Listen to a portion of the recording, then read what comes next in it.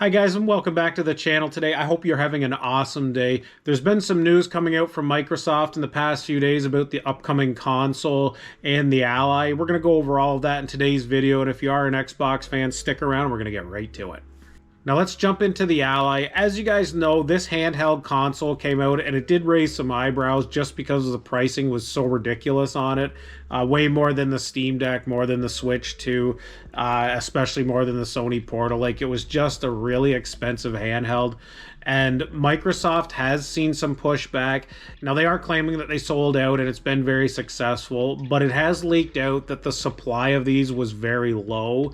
And they don't know if they're going to be able to restock them that quickly either, so I'll just read you this little snippet. So according to this leak by Moore's Law is Dead, supply of the handheld console, which is the first Xbox branded portable gaming console, has been compared to GPUs like the RTX 5080 that were incredibly hard to find at launch. So there is a supply problem here. The higher end ones did sell out, guys. I believe you may be able to still get your hands on the lower end ones, but I don't believe they're selling as much because the chip is just not as good as the other one, and the performance is a little bit lacking. Just to add to that, Microsoft is distancing itself from the pricing on these handhelds, guys. As reported by Notebook Check, Xbox President Sarah Bond revealed that Microsoft relied on Asus to determine the ultimate prices of the device. This comes at a time as supply leaks from Moore's Law Dead MLID, which suggests that ROG Xbox Ally X stock is scarce and may not have steady resupplies. So as I said before earlier, the supplies are scarce on this, and Asus has dictated the price on these apparently, and Microsoft didn't have much of a say in it. So it's not all roses for Microsoft's handheld here, and I would be very cautious if I were you, if you are in the market for one of these. I don't think it's something I would buy. I have a feeling this could be something that may end up being a bomb for Microsoft. I don't see this taking off, to be perfectly honest with you, and it's not something that I would ever think about purchasing. The price point is just too high for me, and I don't see the value in it. Most people would just probably buy a Switch 2 or a Steam Deck or something like that, save the money, and have just as good of a game library. That's my opinion. So we're going to jump right into the actual console itself here that is supposed to be coming out in the next few years, probably alongside Sony's new PlayStation iteration. The leaks that have came out about this console are a little disheartening if you are an Xbox fan and you actually like the full console experience, and we'll have a look and see why. Next, I'll share a quote from Sarah Bond, and it says, "I can tell you you're right that the next generation of console is going to be very premium, very high-end curated experience. You're starting to see some of the thinking that we have in this handheld, but I don't want to give it all away." So what she's saying here, guys, is expect to open up your wallets much like the Ally. It's going to be very expensive.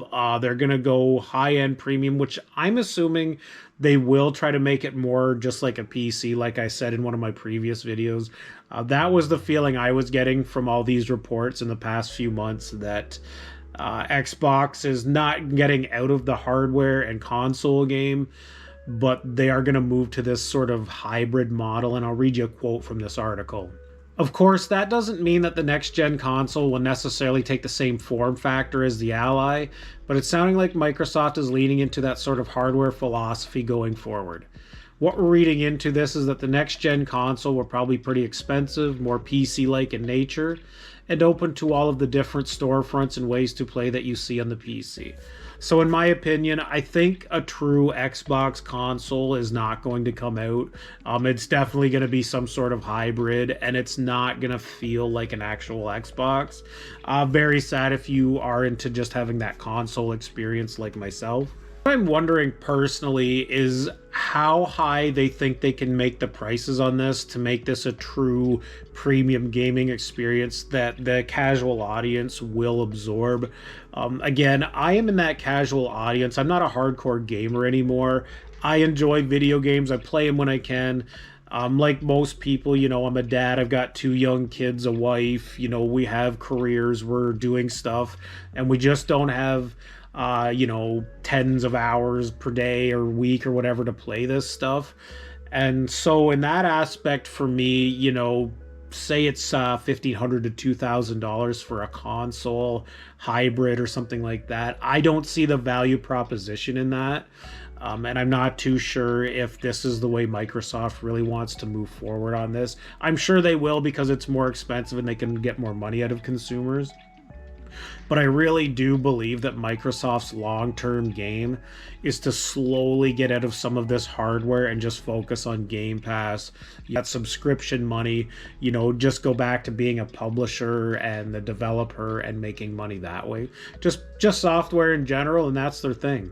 Now, this drive by Microsoft and Sony to keep upping the graphic game, it really has hit a plateau, I think. And a lot of the new stuff, you really can't tell much of a difference unless you're just a total graphic nut and you have to have the best in that. Really, the jump between this generation of console and next gen is not going to be that great. See by this article here, ex-PlayStation exec says Sony can't keep increasing the graphics power with new consoles after tech plateau, but PS5 has already made almost every game a better game.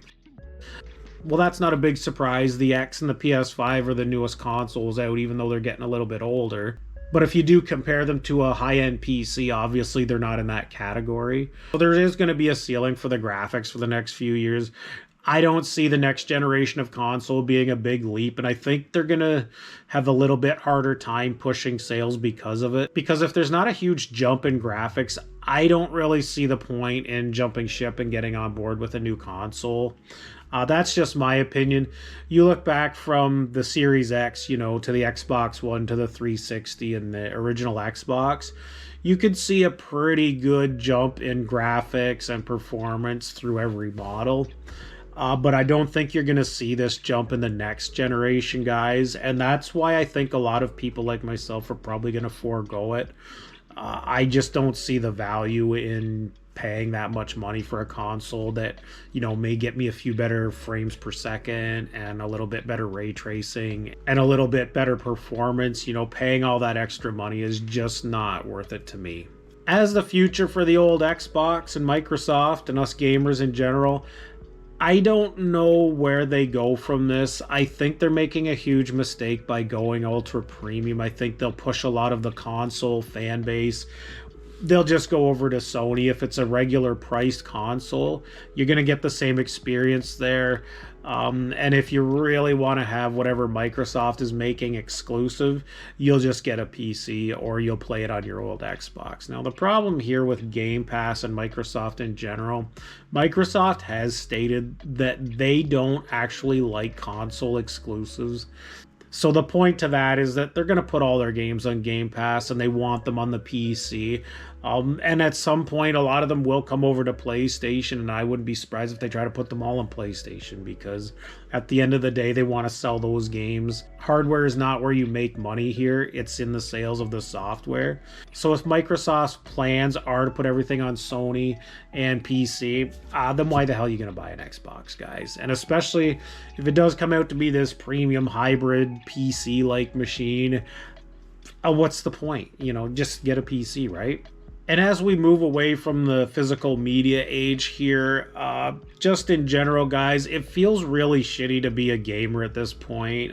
If you grew up with digital and that's all you know and all you care about, everything's hunky-dory. But for us older folks that like having games on the shelf and having true consoles, having an affordable experience, I think those days are past for us, and that's very unfortunate. So it's time to fire up the old Xbox 360 or your Series X or your PS5 and keep on playing them. My advice to you is don't buy any new console in the next 5 years. I don't think I would even buy a new PlayStation. I don't think you're going to get your value out of it just yet. I would wait till they all have substantial libraries, see how it all plays out, and then make an informed decision, because it is going to cost you a lot of money. Go with Microsoft or Sony, or you buy yourself a new PC, it's going to cost you a pretty penny, and you want to make sure you're making the right decision. And on that note, I just wanted to say thank you guys for subscribing and tuning in for the content. There will be more retro game content coming up. I will keep you guys up on the new gaming news as well. I'll probably sprinkle in some reviews there as well. But again, thank you everyone, for my old viewers that have stuck around this long. I love chatting with you guys. I love chatting about Xbox and games in general. It's just been an awesome experience. We will keep this going. You guys have a great day. And as always, please like, comment, subscribe. You have anything to say, you let me know. We'll have a chat about it. We'll see you on the next one. Peace.